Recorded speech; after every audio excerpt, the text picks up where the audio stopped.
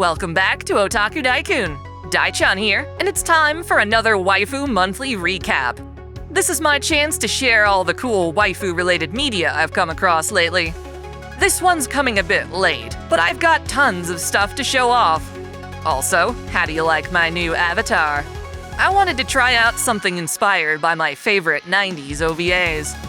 It helps that it isn't so immediately recognizable as Vroid, and more resembles how I'd go about drawing myself. Anyway, in no particular order, let's dive into some waifu. Studio Shaft is working on a series of original anime films collectively titled Virgin Punk. It includes a movie by Yasuomi Umetsu, Clockwork Girl, that shares the same iconic art style seen in Mezzo Forte and the infamous adult OVA Kite. As you can tell, it's got a very bold style, but with such fluid animation, guns, and gals, I'd be a fool not to check this out. It hasn't released yet, but keep an eye out for it. In anticipation of the Lunar Remastered collection, I've been sating my retro RPG craving with the older Grandia HD games. After beating the first game for a second time, I can safely say that it remains as charming and filled with adventure as I remember. Best girl here is the young adventurer waifu Fina, who has the strongest magic spells in the entire game. Speaking of Lunar, I have to admit the way it's being handled in the US is frustrating. It's being sold exclusively through Amazon with no pre-orders. While Gung Ho claims they'll have enough copies for everyone, it's annoying to have to log on to Amazon and order the game on launch day.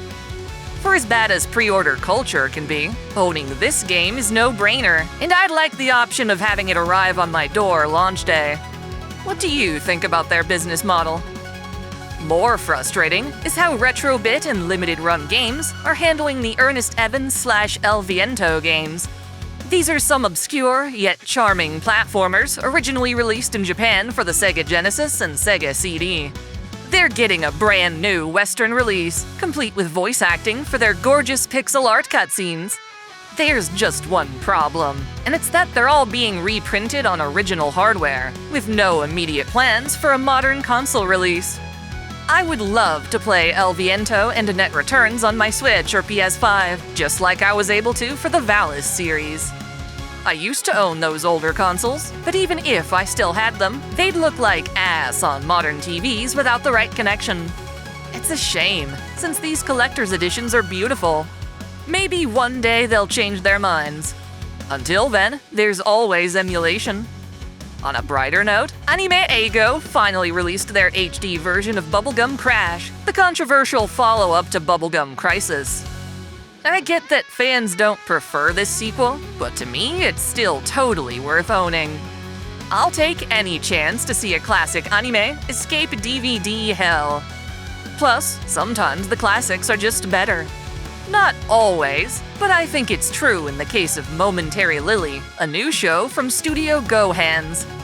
These guys are incredibly ambitious, trying to make hyper-stylized anime shows with outrageous lighting effects and camera angles. In moderation, these visuals can be stunning, but unfortunately, Momentary Lily is a sensory overload. It's definitely a case of style over substance, with the most insufferable narrative imaginable. All of its characters, while pretty, boil down to incessant moe brain rot, ruining all the drama they could otherwise present. I was lured in by the swimsuits from episode 6, and while those are indeed amazing, it's not enough to redeem how shallow the anime is overall. It's a jarring experience you might just have to see for yourself. In contrast, I was able to find Studio Kara's older short, Iconic Field, from Japan's Animator Expo. It's essentially a trailer for an anime that doesn't exist, though I wish it did. From what we can see, I'm totally getting Gundam and Code Geass vibes. Kinda wish there weren't subtitles though, as they get in the way of some impressive visuals. At any rate, you can watch the short film on YouTube, perhaps for a limited time, I'm not sure. Now back to gaming. I've recently fallen in love with this one girl, Chiuhua, from Girls Frontline 2. She's a vivacious chef in a Tifa-esque outfit. She's also extremely beautiful and fights with flame-based attacks, such as fiery alcohol breath. Had she been showcased from launch, I doubt I could have resisted. For now, though, I'll stick to the few gacha games I can keep up with.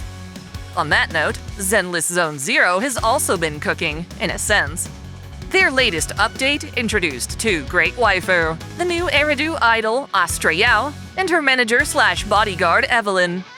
Astra is a fun, flirtatious songstress who tries to remain true to her passion while being paraded around as a marketing tool. Evelyn protects her loyally, but does so as a spy from her rival company. Their dynamic is really fun. Over on Twitter, the game's teasing its next wave of waifu. There's Silver Soldier Anbi. While I'm glad she's getting an SSR variant, I honestly prefer her previous design. Then we have Pulchra, the cute furry from the Sons of Caledon arc. I had a feeling she'd be playable one day. She would be absolutely perfect if it weren't for the whole Anthro thing. I guess that means I'll have to pour my resources into pulling this last agent, Trigger. She'd also be perfect if only she weren't covering her face. Midriff aside, she's sadly reminiscent of the mass-produced models in Nikkei. Then again, I don't mind 2B, so there's still hope. Out of nowhere, Team Ninja shadow dropped a remake of Ninja Gaiden 2 using Unreal Engine 5. It's based on the Sigma release, which included Ayane, Momiji, and Rachel as playable characters. While the new graphics do look nice, there's a bit of give and take going on. People on Twitter expressed concern that Team Ninja nerfed Ayane's chest, and while that might be so, I more personally care that they, in general, nerfed the girl's musculature. If you compare Sigma to Black, you'll see that the girls used to be more toned, which I honestly prefer over this remake. At least we have both versions on modern consoles, as Team Ninja also released Sigma 2 in their Ninja Gaiden Master Collection. Which version of the game do you prefer? Last month, I listed off a bunch of anime and games I wanted to see in 2025. Well, I forgot a few. There's gonna be a new Shantae game, sorta. Shantae Risky Revolution was a cancelled project for the Game Boy Advance that WayForward has decided to finish and release anyway. Thank God this one's coming out for modern consoles alongside its retro release. It was originally announced for 2024, but hopefully this year we'll get to see our favorite belly dancer again. There's also this awesome-looking Korean game called inZOI. It's basically a Korean take on The Sims, which of course means it's way sexier. I just know I could spend hours customizing beautiful girls. Hell, I'll make an entire waifu utopia. Any game that lets me do that has my attention.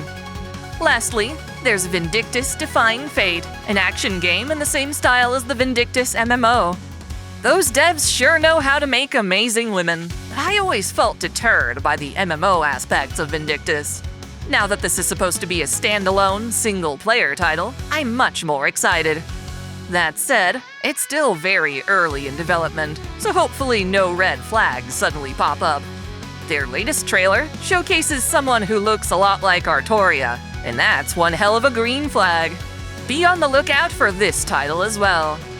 Before we finish up, I want to show off this cool Steel Angel Kurumi figure I got for Christmas. I remember wanting this as a kid, but its price on eBay was ridiculous back then.